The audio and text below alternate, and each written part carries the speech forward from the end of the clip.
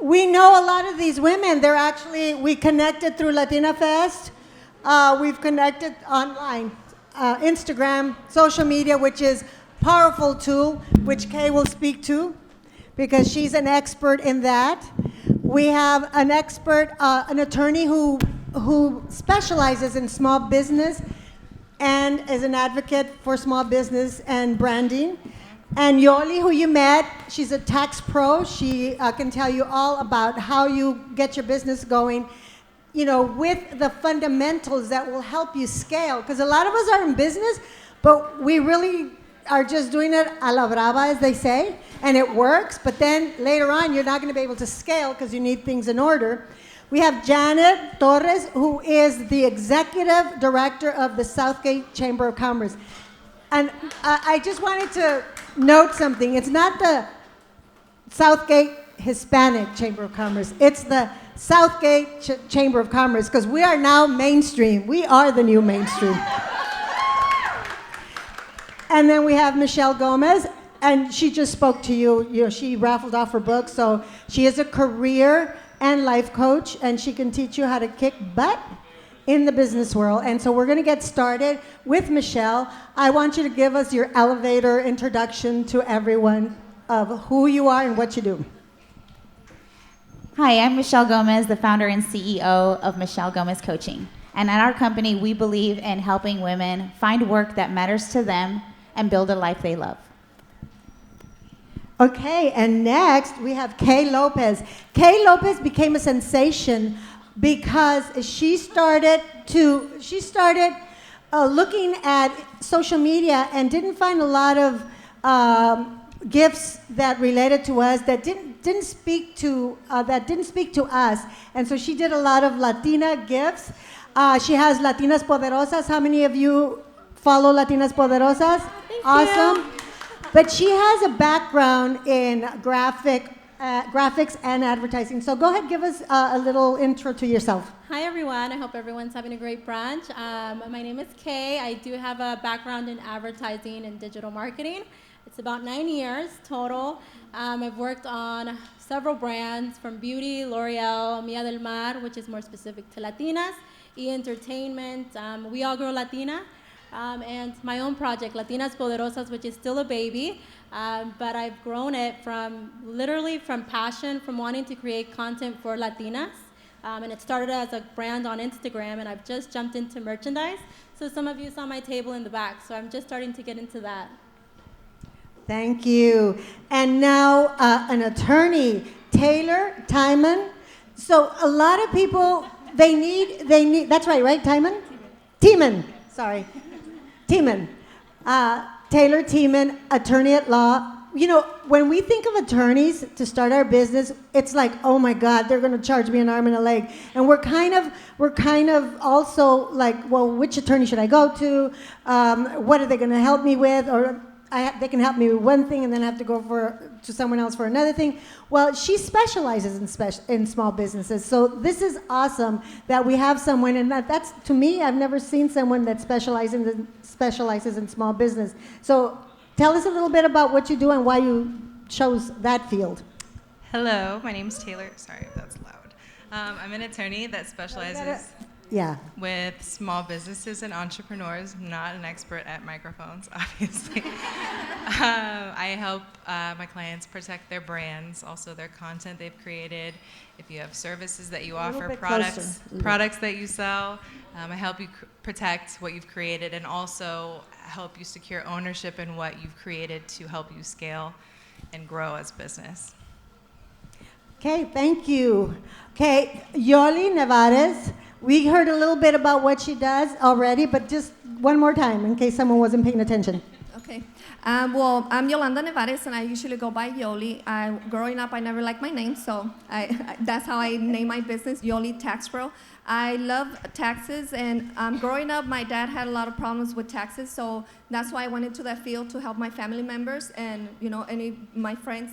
And now, since I started my business, I know everybody's so focused on growing your business, but you're not focused on your books. So if you're not focused on your books, that could get you in big trouble with the IRS. Just how you grow it, you could lose it. So I'm here today to help you in my business, we help with QuickBooks, accounting, and bookkeeping to help you organize all year long rather than waiting till December to fix your books, and then you'll be ready for taxes. We also offer notary services, tax resolution, and in case you need any invoicing, payroll, or any accounting business.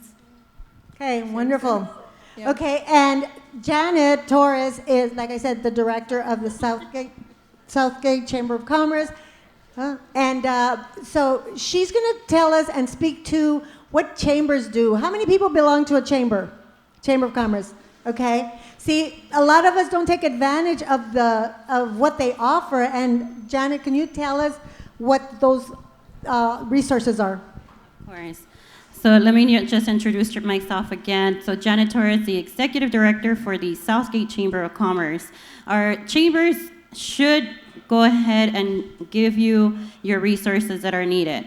Everybody up here would be my partner, for example. So education, workshops, seminars. You just saw my partner Google, Robert, as well. That brings information into your businesses. So a good chamber like ours will definitely put your needs into my hands so you become like a client for me. I'm supposed to work for you. That's what a chamber does. Networking, creating opportunities for you to connect with the community, connect with other business owners, connect with just another resource that you need. Just for example, taxes is really important. So I do have seminars in my office monthly, and every topic is different to your needs. So marketing strategies, tax services, legal advice. How many of you guys know that next year HR laws are really changing, So those are the important topics that you as a business owner need to be focused on, and not just businesses. We actually do work with schools as well and nonprofits as well. So that's what we do. Thank you, Janet. Okay, how many of you saw Billionaire Undercover or something like that? Anybody saw that? Okay, this guy takes $100 and he builds a business within 30 days. Okay, it's TV.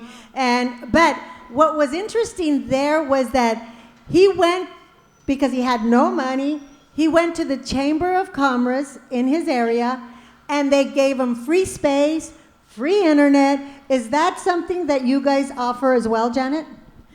That is actually a new benefit to our chamber. We just launched it this year in 2019. It's called the Entrepreneurship Workspace. So what we do is for small businesses or anybody that hasn't had the capital to, rent or lease or own their own businesses, we actually have 2 spaces in our offices that we do monthly installments for that. Very economic. I'll share it with you. It's $150 a month that we actually provide the space for you. So it does allow you to use our address, use it at the facilities Monday through Friday, 9 to 5, and you're pretty much operating out of our business. Oh, question. Do I have to be a member of the Southgate Chamber of Commerce to take advantage of it? That is a membership benefit. So yes, you do have to be a member to be there, but our fees are very economic. Just for example, most people, small businesses fall into the 1 to 5 employee category. So that is $150 a year, actually, not even a month, it's a year. But if I live in West Covina, is what I was asking, okay. Do I have to go to the West Covina Chamber of Commerce and take advantage of those resources, or can I become a member of the Southgate Chamber of Commerce? You actually can. Most cities do have their own Chamber of Commerce, but you as us Latinas, we're very keen about researching, right? If we want to find our boyfriends cheating, where are we going, So educate yourself, make sure you actually know what your chamber is doing for you. But yes, you can be a member of our chamber in the city of Southgate, even if your business is not in Southgate. We do focus a little bit more on the Southeast region because we are not to badmouth these cities in the north or in the south, but Southeast area is being very neglected, in, as far as fundings, and so we actually collaborate with our fellow cities and make sure that we actually have a voice to our LA County that funding is needed in our cities. So we encourage you, if you are in our Southeast area, become a member, become involved with your community, become a member of, yourself as well. Okay, thank you, Janet. Okay, Michelle, let's ask you a question. You were in the corporate world, you gave that up, and you saw something while you were working that you felt you needed to address, and also experience and knowledge you needed to pass on. What give us that scenario, and what is it that you saw, and what is it that you provide in your coaching business? So in the corporate space, I'm first generation Latina American. Any other first generations here? Okay. So, first in my family to go to college and get a master's degree and everything like that, right? So when I got into the corporate space, I noticed that there weren't many Latinas in positions of power. And then when I was finally invited to the seat of the table, I was the only one there. I experienced things like being asked for coffee, people like confused, like, why is she here? So I was like, okay.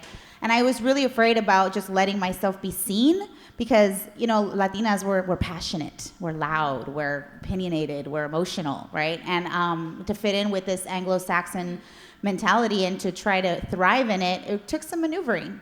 And so as I managed through that and started to get into positions of influence and started to travel and started to get in front of more and more people and gain credibility, I reached back and saw and helped others. So people in my department, people from other departments, my friends' kids, hey, my kid's about to graduate from college. She doesn't have a resume. She doesn't know any of that. So what services do you offer someone who comes to you?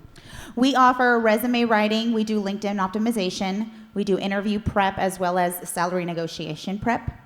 And that's for the career side of things. For those who are trying to, because I also do get people that have a corporate job that pays their bills, but they want to scale something on the side, kind of like a side business or side hustle. So we also help those who are trying to launch something. We have a Sisterhood of Success group that we have a cohort that starts in January. But it's a 6-month program to help you cover marketing, pricing, branding, and how to develop the CEO mindset and lifestyle. Because running a business, you can really run yourself into the ground if you're not careful.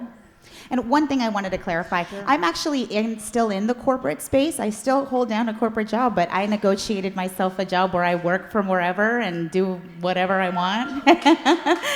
So, and I actually, I've been scouted by corporate companies because I believe that the way we do one thing is the way we do everything. And this that I carry myself, that's just what people want on their payroll. So I empower my clients, like, you have a value, okay? And it doesn't matter what name is on the paycheck, because the excellence and the brilliance that you carry in life is gonna be valued with the right company. And so I tell companies that recruit me or try to look for me, I'm like, this is what I am. I'm also a founder and CEO of my own company. I have a career coaching business. I am a published author.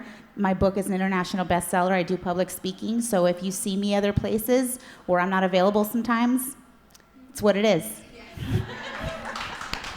Robert brought up something. We're all on LinkedIn, IG, and it's really thriving, and it's a really great place to connect and be empowered. But he mentioned LinkedIn, and as a career coach, LinkedIn versus IG, what would you say for certain careers is best, and for others the other? So for a business or for a corporate, or both? For both, whatever. Okay. So if you're in the corporate space, definitely LinkedIn is the place to go. LinkedIn is very much like Facebook, but for professionals. So it's not the place that you post your pictures of your food or your dog or anything like that. This is where you connect with people and have professional conversations and connections.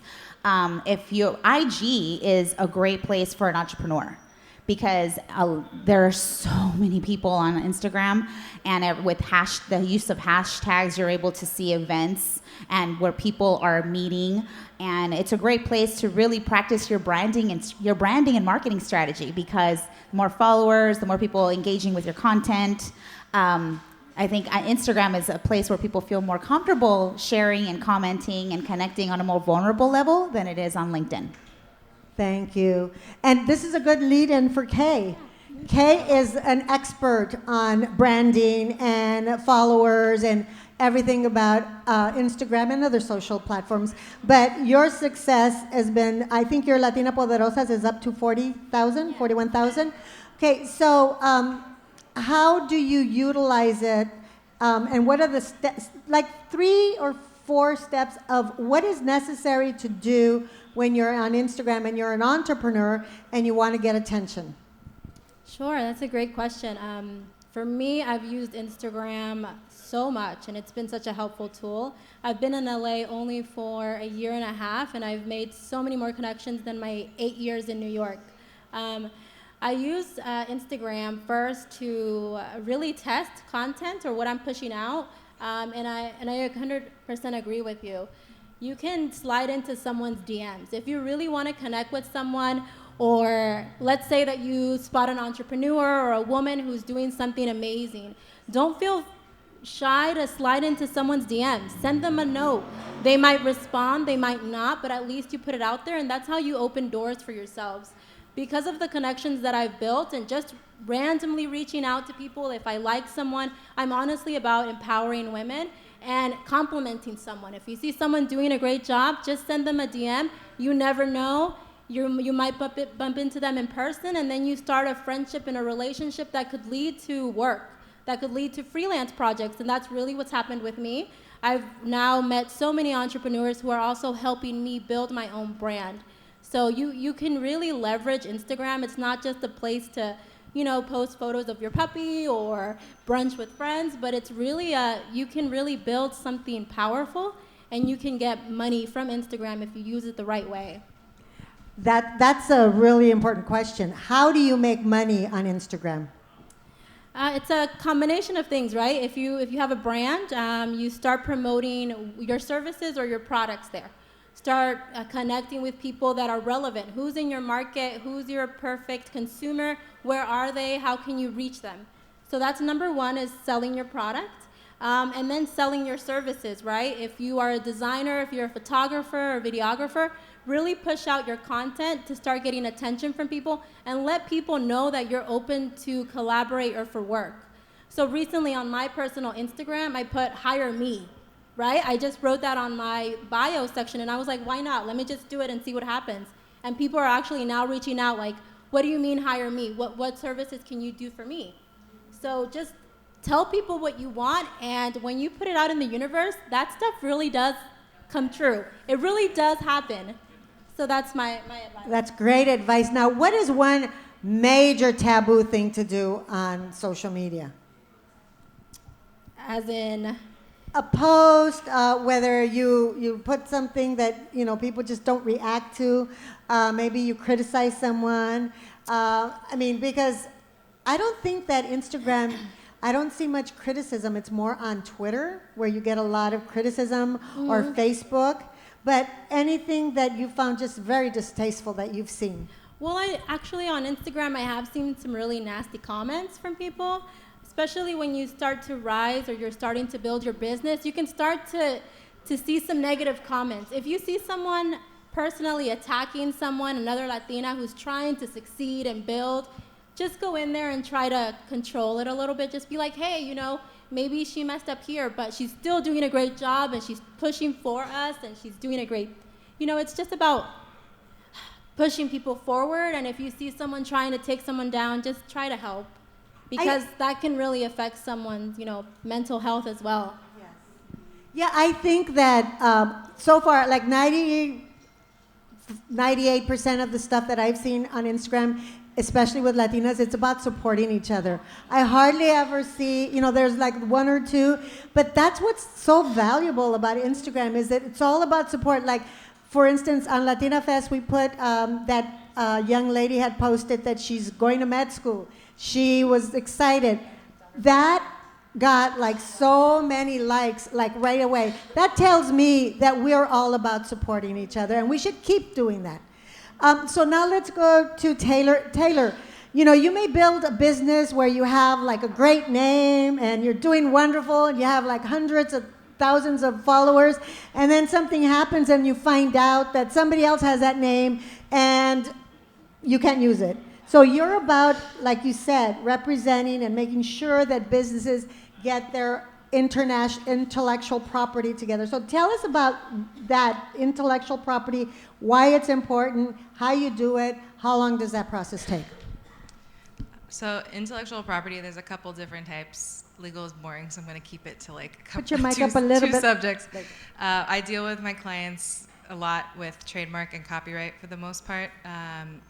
To speak to somebody possibly having your name and you are using it and you shouldn't be, that's going to be a trademark issue. So it's really important when you have started your business and you've named it, you have a great name, it's creative, you're in love with it, please, please, please make sure that you've done a comprehensive trademark search for that name. That doesn't just mean Google the name, that doesn't mean check Instagram, that doesn't mean check Pinterest. All of those things are included in a comprehensive trademark search that an attorney can do for you. We run like a huge search and we check like 300 to 500 pages worth of results for you to make sure that nobody's using the name that you're using and to make sure that nobody's using a similar name to what you're using. So I hear a lot of people say, well, I picked this name, nobody else is using that. Somebody else could be using a name very similar to the one that you've chosen, and you could still be infringing on their copyright, or excuse me, trademark. So just make sure that you've done a comprehensive trademark search, whether that's 1 year into your business and you haven't done it yet. It's never too late. Do it before you get hit with a cease and desist, which is the letter you get that's like, dun, dun, dun, you can't use this name. Or do it like right when you're naming your business. That's a great time to do it because you figure out, hey, I can't use this. I'm not going to spend God knows how much money on my marketing, on my branding, and have to change it later. So just check first to see if you can use it. And it's also a good time if you want to talk to an attorney to figure out what names are protectable. There's a lot of things that you can't actually protect. So down the line, if you come up with a great name and somebody else wants to take it, if you can't protect it under trademark law, then somebody else is going to be able to use it. You said, you also mentioned the word copyright. So tell us the difference between when you copyright something and when you trademark something. Trademark is very relatable to your brand and how you associate things with your brand. So your business name, your logo, a slogan that's all connected with your brand, those are all things that are generally going to be able to be protected under trademark law.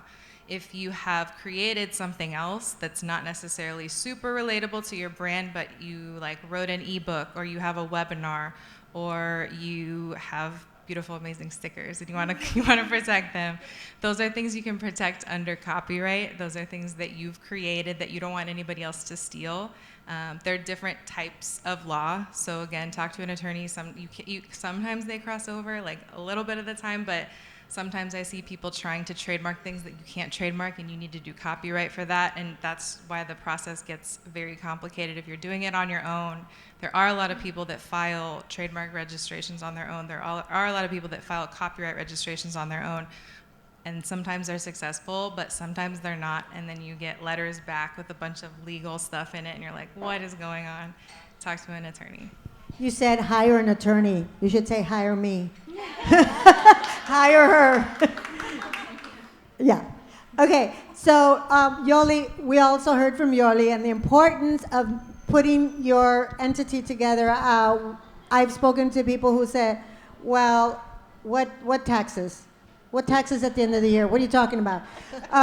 So if you're starting a business, Yoli, and you want to be fiscally responsible, what are the main points that you have to address? Okay, when you're starting a business, the main focus is know your dates of filing dates, because that will give you unnecessary fees that you don't want to get. And if you know your business structure, there's 5 types of taxes that are the main points. So we have the income taxes, that's your annual taxes. We have employment taxes, that's like your payroll taxes if you have employees. We have the estimated taxes, that's quarterly taxes. We also have sales taxes, which is items that you sell if you have a business with marketing and stuff like that. And then we also have the corporate taxes. Corporate yeah, tax. if you're nonprofits or stuff like that, it's just knowing your business structure and knowing your dates so you don't get penalties or unnecessary fees. Right, so I know a lot of our business owners or entrepreneurs, we don't really have employees, right? We don't count our mom or our sister who donates their time. Okay, so maybe that's one thing if we don't, because that gets very expensive and it's very convoluted on what you have to do and when you have to file, you have to go by laws and all that. So how many of you are there with employee taxes? How many deal with employee taxes? Okay, so yeah, like 2-3 people. Yeah, there's like 2 different categories. So either you hire contractors. Contractors have to be outside of your business. So they don't have to have nothing to do with your business. If they do, if you provide any type of, even if you let them borrow the computers, they're already your employees. So if they're your employees, you have to put them in payroll and then also offer like workers' comp and all that stuff. So even if you have one employee working for you, you have to put them in payroll. So sometimes it's better to have them as contractors, but they have to be outside of your business, not have nothing related to your business. Independent contractors. I know a lot of small businesses work with independent contractors. Mm-hmm. I know I do, which means you still have like a contract. You can tell them what hours to work. Mm-hmm. You can, like you said, have them use any of your equipment. But a lot of us now through the internet are able to do that. So what is the one mistake when people come to you for at tax time that business owners don't have their stuff together? What is it that they need when they come to get their taxes done? Yeah, when you come to get your taxes done, if you're self-employed, you need to have your financials in order, which is like your profit and loss statements. That's your yearly reports that will show how much profit you made or losses that you made. And that's separated from employees. If you're an employee, usually sometimes you get 2. You could be an employee and still running your side business and be a contractor. So at the end of the year, you will get a 1099. 1099, you don't get tax. So with the 1099, you could maximize your deductions when you could report your vehicle logs. If you work from home, they will need like your 1098 forms, so you could report your interest, your property taxes, all that stuff. But if it's this year, the law changes every year they change more and more, but you have to make sure depending on the structure of your business, if you're gonna have employees or not, so. Well, let's talk about sales tax. How many of you business people here sell? Okay. And how many of you guys charge sales tax? Okay. So talk to us about people who are selling, who are vending, who sell. Do they have to charge sales tax or not? How does that work?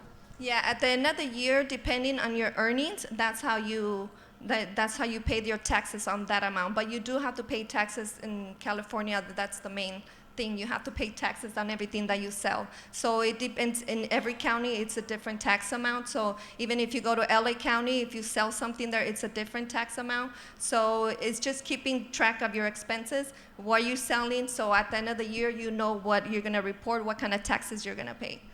So a lot of stores, when you go, they add the sales tax, mm-hmm. like 9, it's already almost 10%.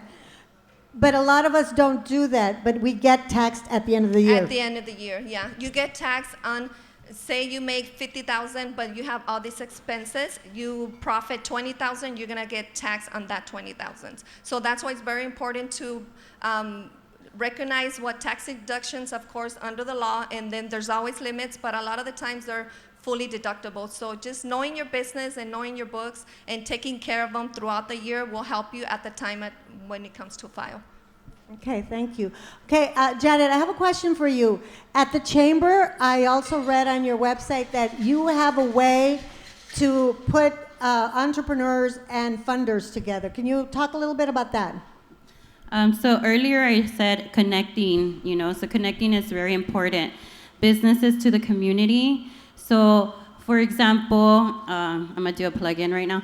So, We're having our annual Christmas parade, right? So in December the 8th in the city of Southgate. Woo-hoo! So that is a perfect opportunity for us as a chamber that we get our businesses, our corporate, nonprofits, schools, everybody together in one event, and we blast and marketing and strategies, and we partner with radio stations and TV stations to promote. So everybody gets a piece of the puzzle, right? So the community gets a great event. Christmas, they get Santas, they get gifts, they get, all this beautiful connections, but the businesses get the clients that they want, so that's what yeah.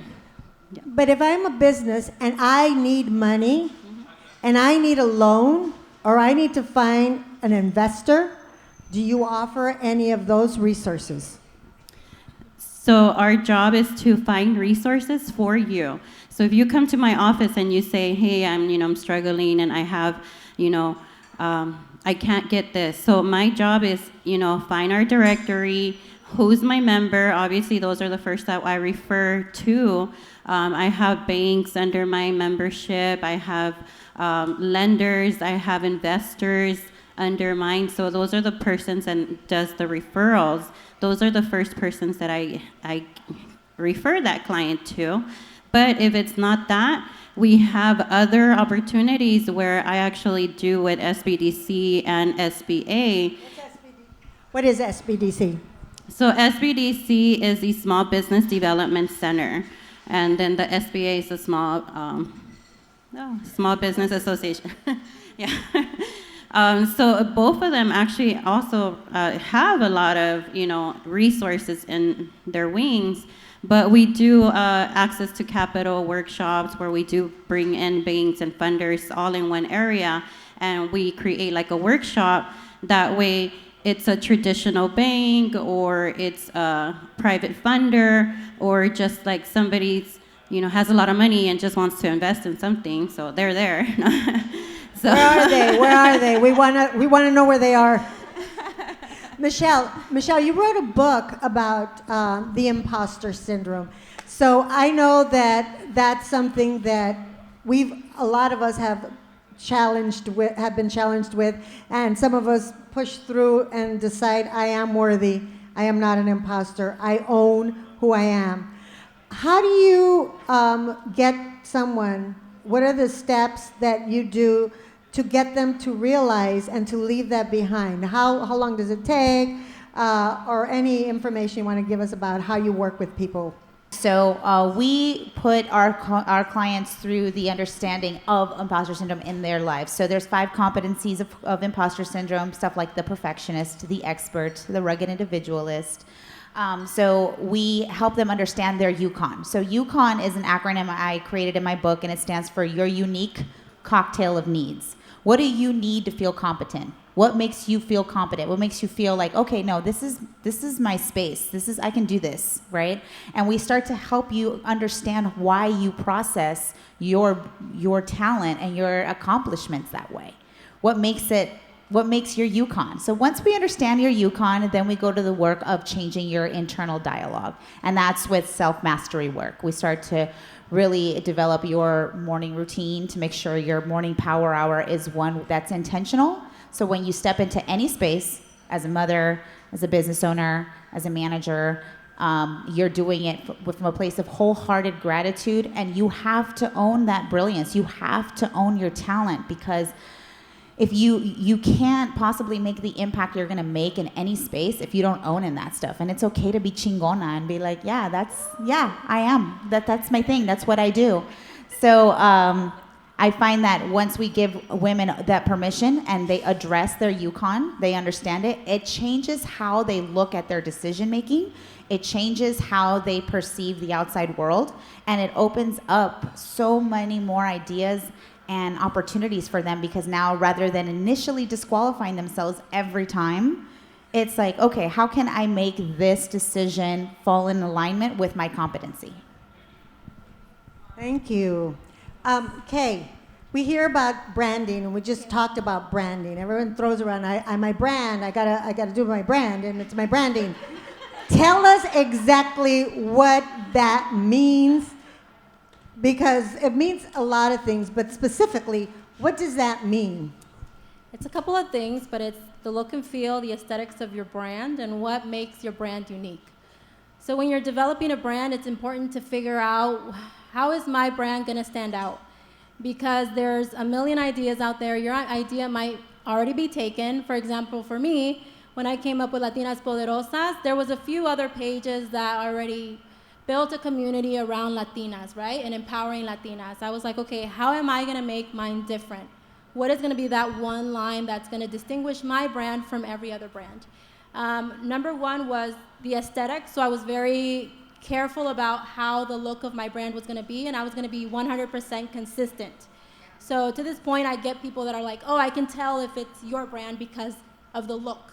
So that's number one, keep consistency within your brand, and then figure out what makes your brand unique, right, aside from the look. So for me, it's going beyond, and I always say this when I introduce Latinas Poderosas, it's celebrating Latinas and mujeres beyond Selena, beyond Frida.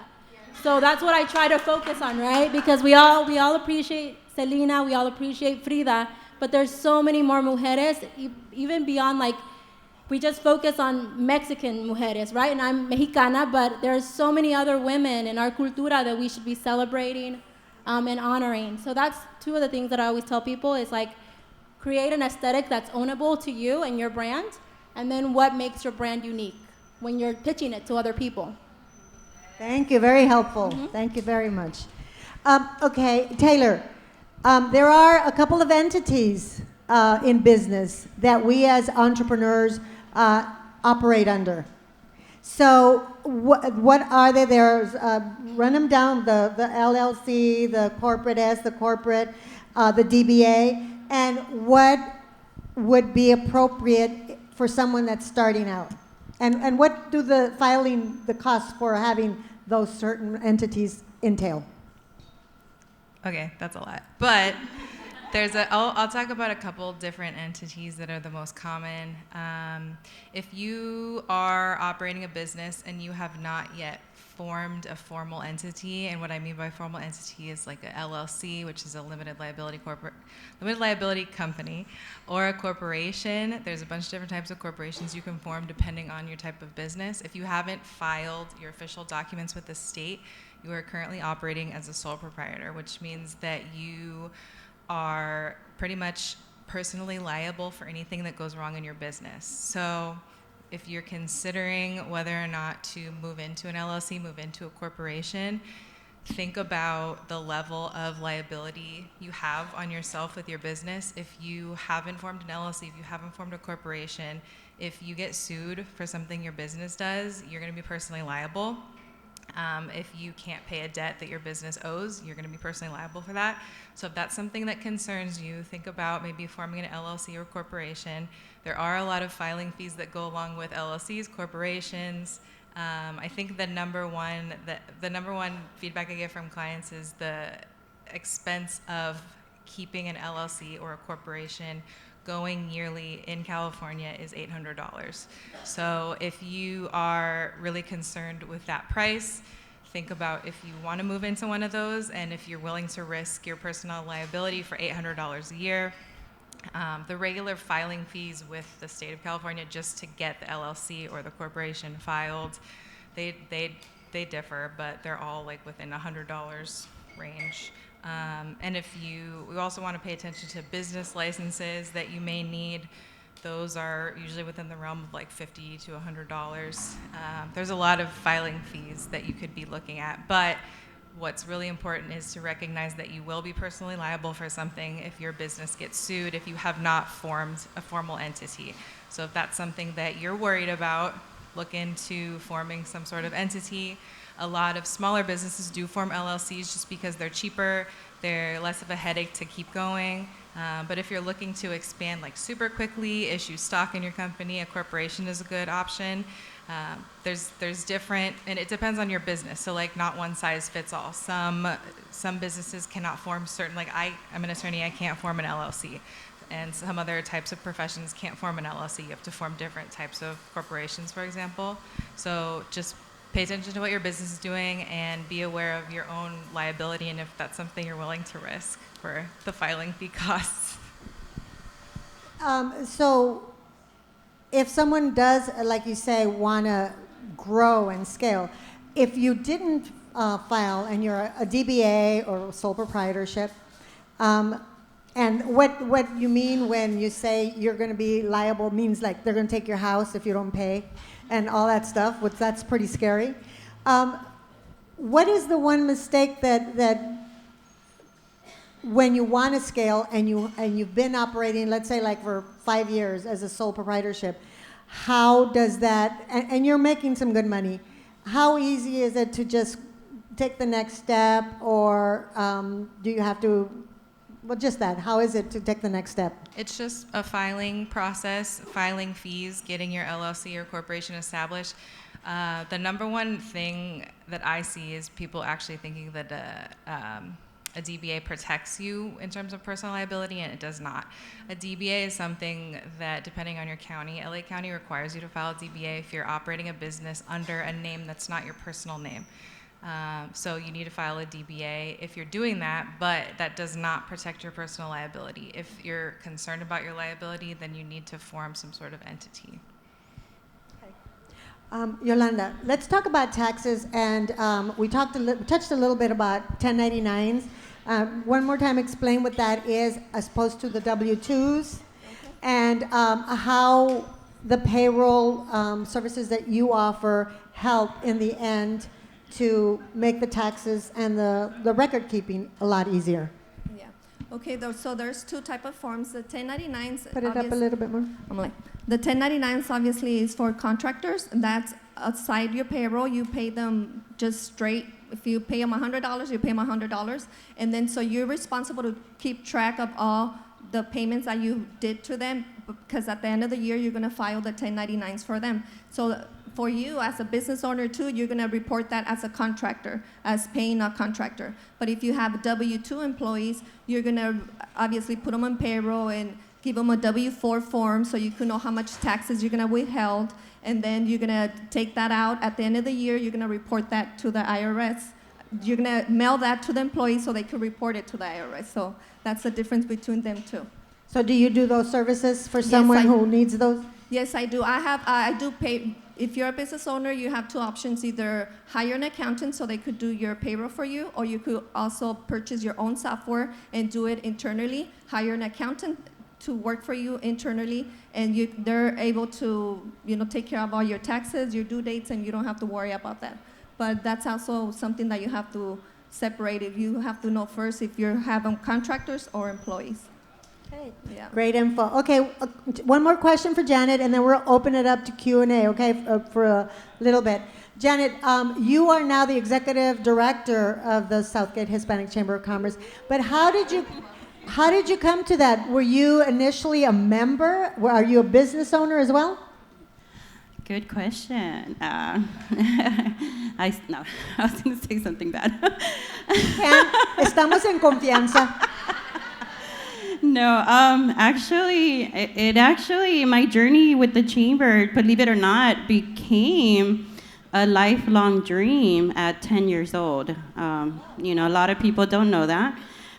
This Christmas parade that I mentioned earlier, living in Southgate, that's a tradition in our city. So I always was keen about, just marketing, and I didn't even know the word, but I was just like, I'm going to be an artist. I need to know how to talk to people, and I got in trouble a lot, with my mom, like, shut up, But, and now I make fun of it because now my mom's like, wow, you get paid for talking to people. So, but with this parade, I said, who is the person that actually does this parade? And again, in our city, it's a tradition that the chamber actually produces this. So I told myself, one day I am going to work for that company. So when I got the opportunity in college in 2012, because, I did go to college right after high school, but life got, with my husband and my kids, and I have 3 kids. So I had to step away from my education, but I actually did come back to it. in 2012, and I saw a poster, and it said the Chamber of Commerce looking for a marketing intern. So I said, that is my window right there. I applied for it, I got it, and I was actually an unpaid intern for 6 months, and they loved my ability to work, and they hired me as a staff member, and then maybe about 3 years later, I became the office manager. And for the last 2 years, going on 3, I've been the executive director for the Chamber of Commerce. Congratulations, bravo. Yeah.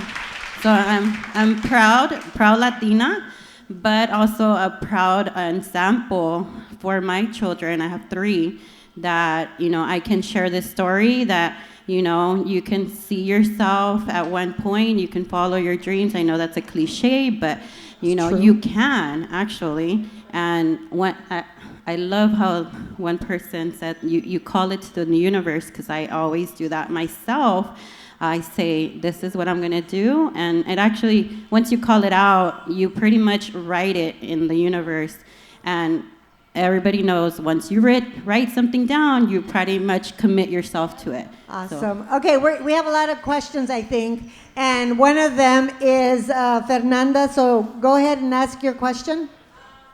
Well, now I have a couple, but louder, Fernanda.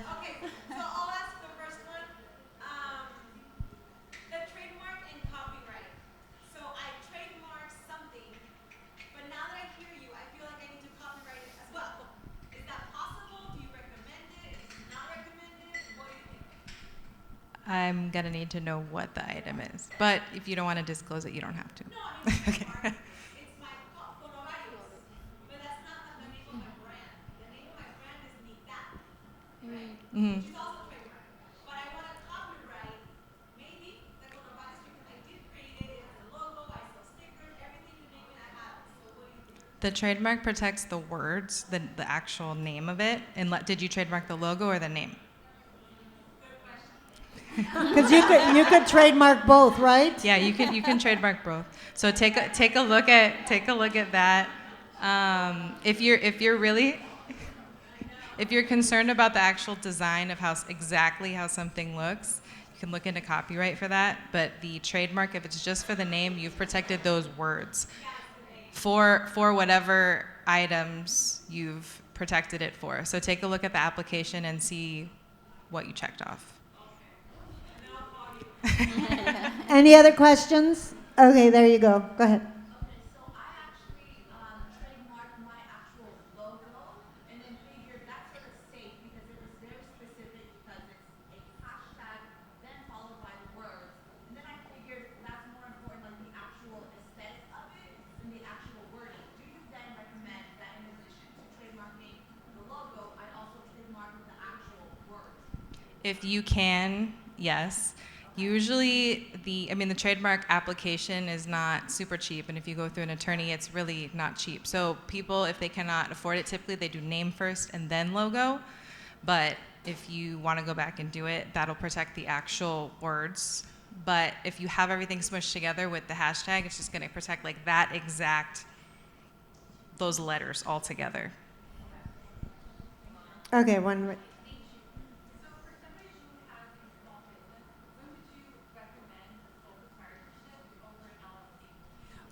For someone who has a small business, when do you recommend a LLC over or a DBA, or sole proprietor over a The minute you're ready and can afford it. The liability. Oh.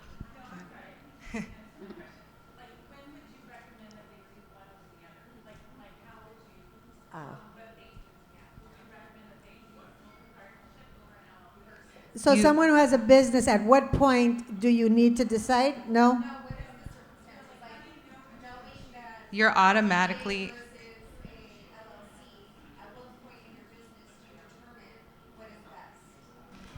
If you are concerned about there's a lot of other things, but legally, if you're concerned about being held liable for something in your business, that's when you should jump to an LLC because you're automatically operating as a sole proprietor, regardless of if you file anything or not. The minute you're like, oh shoot, I could get sued for something and I don't want to, hop into some sort of formal entity if you can, if it's affordable. Some people, if you have like a side hustle and you're only making a certain amount of money per year, it's just like not worth the cost of what you owe the franchise tax board versus what you're making. So that's a big concern. Taxes are an issue too, with depending on what sort of entity you're picking. So it's good to talk to an attorney to figure out when you're ready and if you should. Naive. So what's the ballpark price to have something trademarked or copywritten? And do you recommend you go through an attorney or do it yourself? Because as you mentioned, you can do it yourself, but what are your recommendations? And if they do go through an attorney, I know attorneys' prices can range. What's kind of a ballpark? Because a lot of people may want a trademark, but it could be, is it 50,000 or is it 500? I wish it was 50. It's not 50,000. I would be very rich if it was 50,000.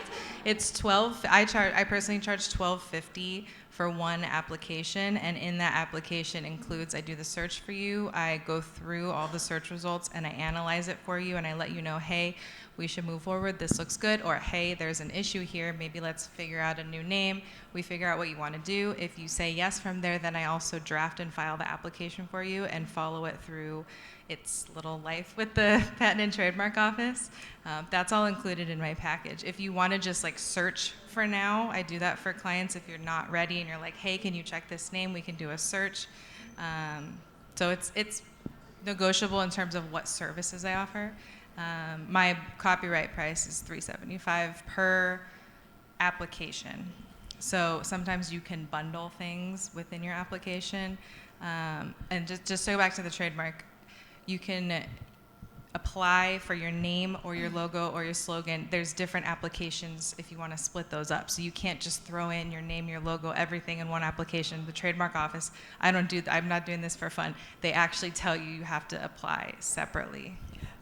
When you quoted the prices, does that include the filing fees? Yes, for one class, it gets so confusing, for one class of goods or services. So if you want to protect your name for like apparel, I don't know what are some other things people do.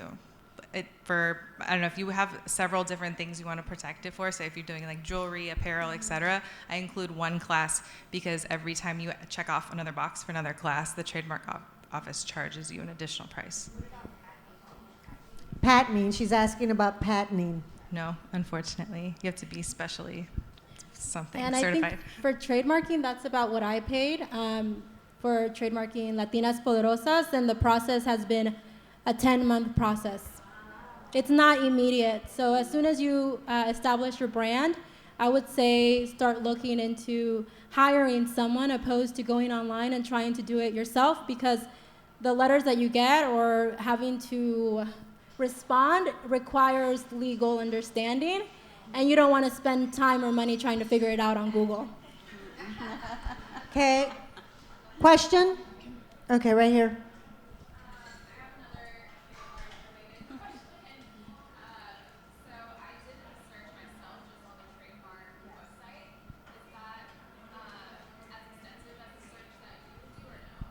No.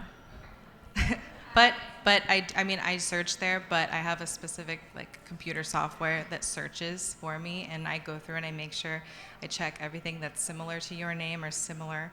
So I get like a huge search report.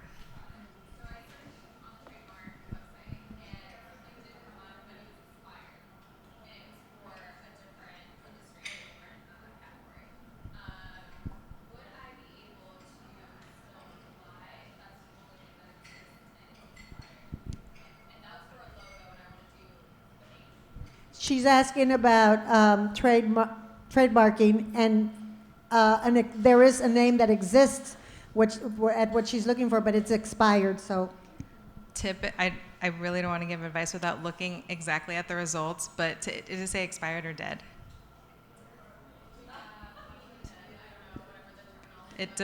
Okay. They use both. Typically, you can, not legal advice, so don't go off of this. If it says dead, and if you're in a completely different class, you usually can move forward with your application. Like that's something I would say, yes, let's go ahead and try. But I would have to look at it before giving you a definitive answer. Okay, we have time for one more question, and then we'll have to wrap it up. Okay. Thank you all for sharing your experiences and your background. My question is for Michelle. You spoke a little bit about your unique cocktail of needs.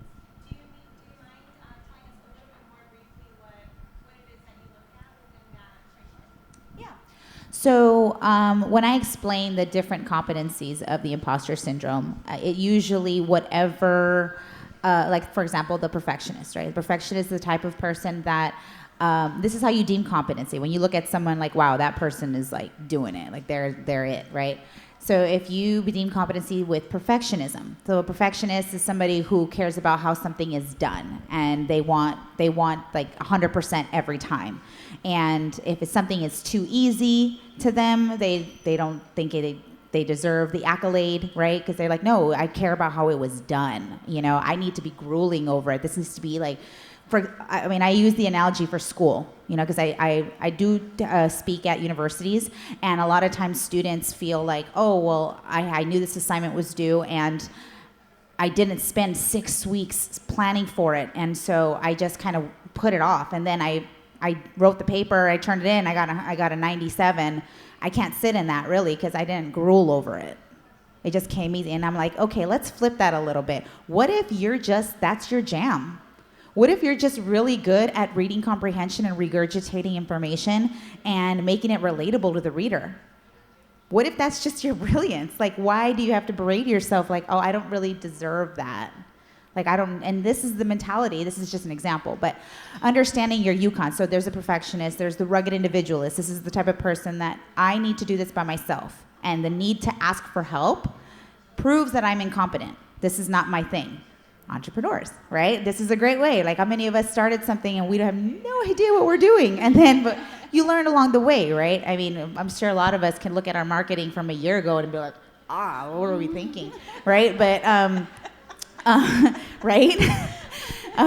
But then, so again, it's just how you deem competency. So once I explain all the 5 and it starts to resonate, you start to see, yeah, okay, I'm a little bit of the perfectionist, a little bit of the rugged individual, the expert. That's the type of person. You guys, I'm sure, know the people like this. They get their bachelor's, then they get their master's, then they get their master's, then they get their PhD, then they get the certification. And it's like you have to read 500 books on this subject before you actually apply it, right? And I call that competency always thriving, never arriving. And at some point, I got to be like, sis, you need to turn around and start using this beautiful knowledge of yours and actually help people. Okay, let's start making some money. Okay, so again, it's just understanding how you view the world and how you view your intelligence and how you accept. Can you really sit in your accomplishments? Can you sit in your talent and not feel bad? You know, and so understanding how you process that, we develop your Yukon, and that way the work that we do together to overcome those thought patterns is conducive to that Yukon. We're serving that concoction, that cocktail. Okay, thank you so much, ladies. But before we go, they're going to tell us how you can reach them. Go ahead and give us your IG or whatever. Yes, please. My Instagram is MG, my initials, MG Success Coach. And you can also find me on my website, which is www.michellemgomez.com. Everything Latinas Poderosas. My Instagram is TaylorM_Tiemann_ESQ. It's also on the checklist that you got in your folder. And my website is www.ttiemanlaw.com. Okay, well, mine is easy. Yoli's Tax Pro. And then I also have Un Día a la Vez, if you could follow me there too, to inspire you to live life as it is. Un Día a la Vez. And ours is the Instagram and Facebook under the Southgate Chamber. And our website is southgatechambercc.org.